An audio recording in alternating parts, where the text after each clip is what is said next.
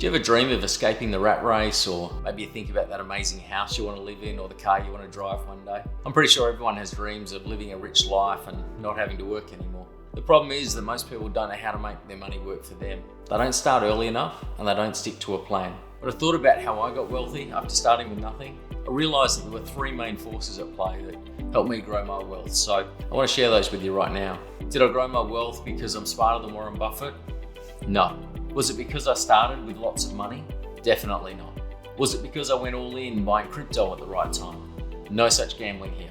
The bad news in all this is that the answer is really boring, but the good news, it's actually really simple. You just need to understand the three key drivers and you need to get started. Let me take you through them. Number one is compound growth. To illustrate this, imagine a chessboard, and imagine we put one piece of rice on the first square and double that to 2 on the second square and double it to 4 on the next square. If we keep doubling the amount of rice that we put on each square, how many do you think will be on the last square?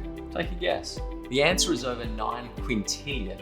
Were you close? Compound growth is where you invest your money, make some gains, and then leave those gains invested. And next year you make money on your original investment, and you also make money on the first year gains. So you make money on your money on your money. And the growth speeds up over time as you get all that growth from the previous years. And as you saw with the rice, it gets really, really big if you leave it for long enough. As an example, like let's say you're 30 years old, working full time and you're in California on $75,000 a year. After tax, your take home pay is about $5,000 a month. Say you start investing just $500, about 10% of your pay, in a low-cost diversified index fund. If you keep investing 10% of your pay each year, and also half of every pay raise, by age 53 you'll be a millionaire. And it all started with one $500 investment. It's that simple. In that example, it would have taken 23 years to make your first million. And if you keep doing the same thing, do you know how long it takes to reach 2 million? Just 6 more years. So 23 years to get to the first million, and only 6 to make the next, because the compound growth really ramps up over time and speeds up the growth. So making $1 million has nothing to do with luck, and you don't have to take big risks. I don't have a get-rich-quick scheme though. I'm about long-term, setting a plan and sticking to it. So if you want this to work for you, then you need to start as soon as possible. And look, the best time was probably 10 years ago, but we can't go back in time, so the second best time to start is today. Start small if you have to, but just get started. Subscribe to this channel and I'll show you exactly what to invest in and how to do it. So compound growth was that first key driver that grew my wealth. The second key driver is the long-term growth in the stock market. Historically, the stock market has always gone up in the long term. It doesn't go up every day, week, month, or even every year. I'm not saying the stock market might go down. I'm saying it will go down. So you need to understand that, and you have to understand and accept the risk if you want to invest. But the reason this plan works is because the market has never been down over a 15-year period. So we invest in the stock market to get good solid growth, and we invest for the long term to reduce the risk of losing money. That's the key lesson here. The stock market generally gives us higher returns than bank interest, bonds, or safer investments. But it tends to be more volatile, with prices going up and down each day. So if you have to sell after a year, there's a much higher chance you'll lose money. But if you invest for the long term, then there's a high chance you'll make money, getting the high growth with the low risk. Remember, if the market drops, which will happen, then you don't actually lose money unless you sell at that low point. Instead, if you invest in a diversified index fund and keep it invested for the long term, there's a really good chance it will go back up at some point. So will the stock market always go up forever? Well, I can't guarantee that it will, no one can. But most of the wealth in the United States ends up in the stock market. So if you believe in the United States and you believe in capitalism, then you can reasonably expect it to keep going up for the foreseeable future. And here's the flip side of the coin. If the whole stock market goes down for 30 years or completely crashes, then US society as we know it's going to crash with it. So if you think that's going to happen, then you're better off buying bullets and toilet paper than index funds. So to wrap that up, the second key driver that can grow your wealth is long-term growth of the stock market.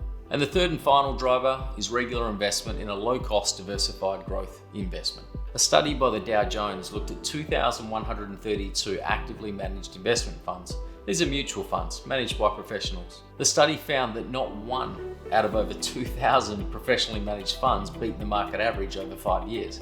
Not a single one. So if a full-time, highly paid, educated professional, they can't beat the market average, then what chance do you and I have? Instead, I go with regular automated investments that help me ride out the market ups and downs, so I get the great returns but with no effort. When the market drops, which will happen, most people, they panic, sell and lose money. The main problem and the main reason is they don't have a long-term plan. They don't have a strategy. They buy crypto because everyone else is. They don't know when to hold. They don't know when to sell or why they should do it. They just hope that someone else out there is stupider than they are and they come along and buy it off them for more money. And sometimes that gamble works, right? We've all heard of people making big money in crypto. But if you plan to live for the next 50 years, then you need an easy way to invest for the next 50 years. Not a short-term gamble that might work for a few months. So if we set a plan to buy a set amount each month and just keep buying, then you get to buy at the low points, so when the market drops. And you'll make your money when the market goes back up. And as we found earlier, if you invest for the long term, you've got a much better chance of that happening. You just need to change your mindset. When the market goes down, think of it as buying when the stock market is on sale instead of panicking and selling like most people. And by investing in low-cost index funds, you can get great diversity across different countries, industries, companies, and index funds tend to have much lower fees than professional funds, like a lot less. And the reason the fees are lower, the actively managed funds all have overpaid fund managers, getting paid big bucks to underperform the market. That's it. No get-rich-quick scheme, unfortunately, but no gambling, no complex study required, just a solid path to wealth using proven principles and some self-discipline. And remember, these are general principles about investing that really worked for me. It's not advice specific to your circumstances. If you're older and planning to retire next year, then you may not want the roller coaster ride that comes with the stock market. You should probably go out and get professional advice for your situation, but for those in your 20s or 30s and expecting to work for 20 or 30 years and invest for the long term, then investing in something like the S&P 500 index fund might be a good option. Really, if you're under 40, then you're probably planning to live for at least 50 years, so you're clearly a long-term investor as you'll need money for the next 50 years. So start today, but think long-term. I'll do a separate video soon on what to invest in and exactly how to invest. That's a worthy subject all on its own. So to recap, the first of the three key drivers is that power of compound growth, where we leave our money invested and we make money on our money on our money. Secondly, we have the long-term growth of the stock market. It will go down, but historically it has always gone up in the long term. And third, we use regular ongoing investment in a diversified index fund. Gives you a simple strategy, it's low cost, it's diversified. Three simple principles that really grew my wealth, and there's nothing stopping you from using them as well. And am I a super genius that invented all of this? No. If you don't want to listen to me, then there are plenty of others suggesting similar stuff. Books like The Simple Path to Wealth, I'll Teach You to Be Rich, or A Random Walk Down Wall Street all talk about similar concepts. Like I said earlier, getting started early makes a huge difference. We're all busy, I get it, but your future self is really going to thank you if you get started. Waiting another year or two to get started isn't going to fix your problems. No one has shown you how to take that first step, so it's not surprising that you're overwhelmed. I think the main problem with my approach is probably it seems too simple, but simple works. Implementing a simple plan that you understand and you stick to is so much better than a complex plan that confuses you. Simple means that you're more likely to get started and you're less likely to give up.